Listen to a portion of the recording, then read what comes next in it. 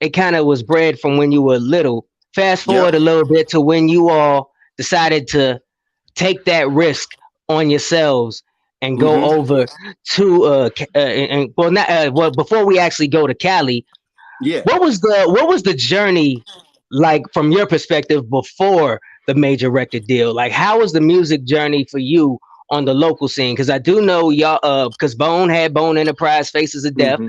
and that Yep. was so for one, why weren't were you not in the group during that time? We noticed that you were absent during that time. When did you really That was become Yeah, that was like a period when um, I was in school, to college, right? So the Bone Enterprise phase came right at the point where when I started my first year of college, freshman year. I was hmm, still heavily inclined and involved with the brothers and everything, except that I had to go back and forth to Pennsylvania to attend class. So you can hmm, go back farther than that to a group that we had in junior high school, and it all started off even before this group here. We were called the BandAid Boys. So the BandAid Boys is where it all actually started, and it was a group that consisted of myself. There was my name was Beatty Rock, which of course spelled BEAT dash E dash ROCK, which of course segued into Flesh and Bone later on. You did what I'm saying, but dope. it consisted of me. I was BD Rock.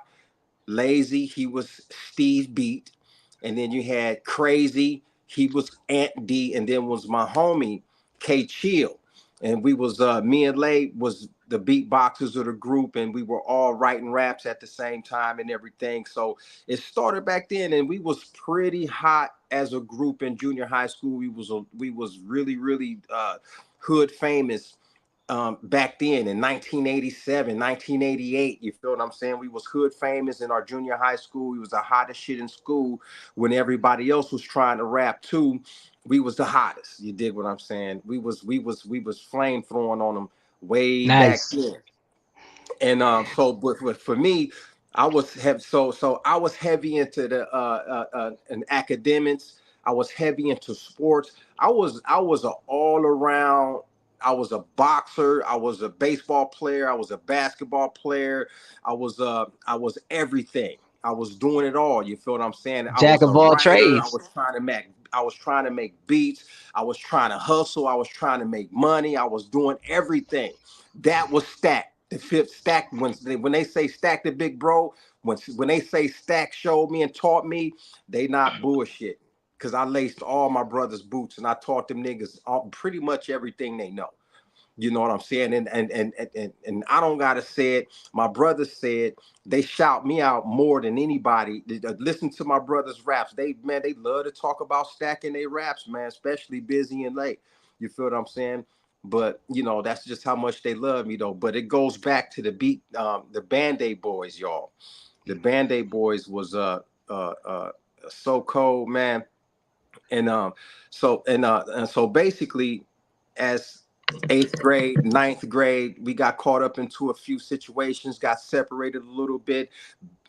Blay had to go to Texas. He came back from Texas and got back with Ant and CC and everything. By this time, I'm a national, not national.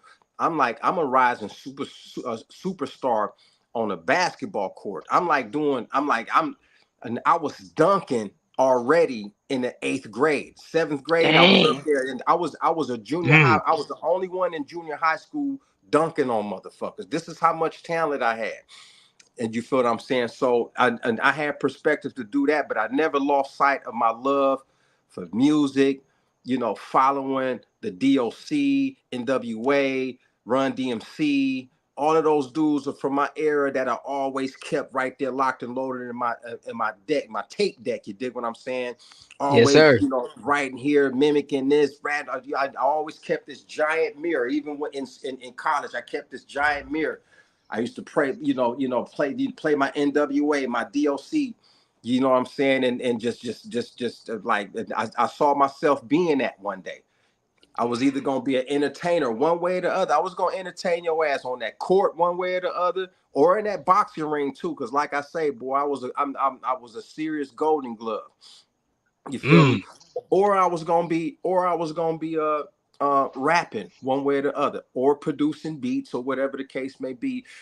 Well, all I knew for me, it was gonna be something special, something big time, way past famous. And it was gonna be one or the other. You feel what I'm saying? And went to college, was on, it was a Division 3 school, but I was on the varsity. I played varsity all through, all through my school years and everything.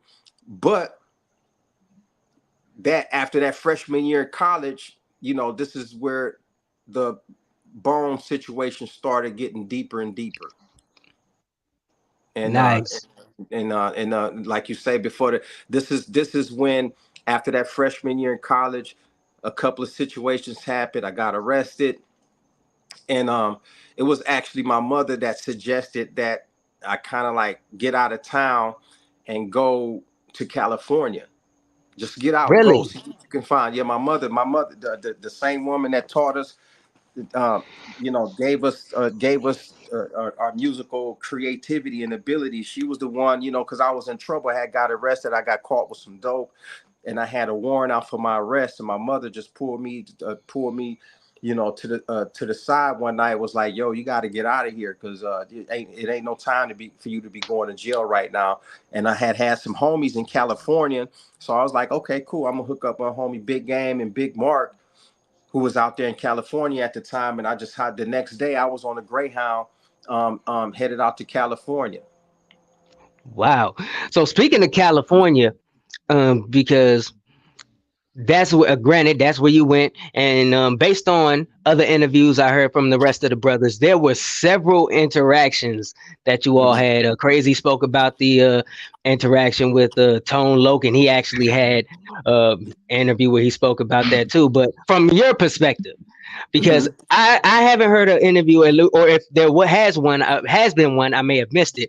What was the journey like en route to find Eazy-E? What was life like in Cali when you got there? Well, it was one of those situations where, we was rapper boys, right? But the time that we landed in LA, you talking about gang bang central. It was like we landed in the middle of a hood. Was I think it was the Hoovers, the Hoover Gangster Crips or something like that. You feel what I'm saying? And we was rapping. We was so cold with the rap. These dudes, we was staying with our homie, Don and Dina, and with these dudes that was in this hood, it was like, if these dudes gonna be here, they gonna have to get jumped in. But you had OGs of the gang that was like, we used to, because we was rapping every night. We was having little circles, and the little gang bangers would come out and be grooving with us, be jamming with us. But it was always little homies that wanted to, be like, you know what, y'all gonna be around here, y'all gonna have to get with this Crip shit. You feel what I'm saying? And it was like, we was like, look here, man, we just rap. We out here to try to make it rapping. And but that whole environment, bro, was an amazing journey, because we took all types of risks in order to get to where we had to go. Yeah, Tone Local was involved. And even before all that happened, I was out there by myself with my homies that was going to school playing ball. The whole music scene was popping. You feel what I'm saying? Everywhere I went, it was something that was involved in some rapping. I would get in these rap circles and everything, and ended up at a couple of clubs. You know what I'm saying? In a couple of rap circles, just rapping, and you know what I'm saying, having dope raps that was far and beyond. And I was like, yo, man, this is too, but this is where it's at. This is like the Fast and the Furious for the hip hop world, for the rap world. And I knew, in order for us to get anywhere far, we would have to get out. My homies had to get out of Cleveland, man. So I ended up hitting them up like, yo, I'm coming to get y'all. We coming to California. And I went back. I caught a train back to California, hustled up some money to get the bus tickets needed for them, and we all came back out, hooked up with the same homies that took me in the first time, and that's when we started going door to door. And then we came across Eazy-E's phone number one day, and we just started blowing the nigga phone up until he finally called back. And that's a real situation right there, man. And so that was and then the man actually called back, and we ended up going back to Cleveland to link up with him because he was on tour at that time. It was a phenomenal situation, because we auditioned for him right there on the spot on the phone. I think it was me and Ant rapped a rap, and I rapped a rap for him and sealed the deal. He was like, "Where y'all niggas at? I'm coming." It was like, "We'll come to you right now." He was like, "Well, I'm on tour. I'll be in Cleveland on such and such date. Let's hook up then." So we said, "Bet."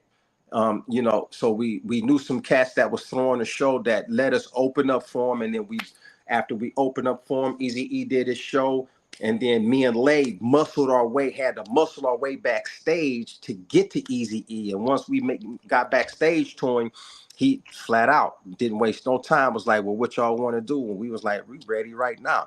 Let's get it together." And he was like, "Okay, how you want to go?" He was like, "Okay, get us some bus tickets and we'll fly." Instead of choosing to fly back, we chose our dumb asses told him to buy us bus tickets to catch the bus back out there when he clearly would have bought us plane tickets. You ain't know no better, bro. You ain't know no better. It's all good. You ain't know no Yeah. better.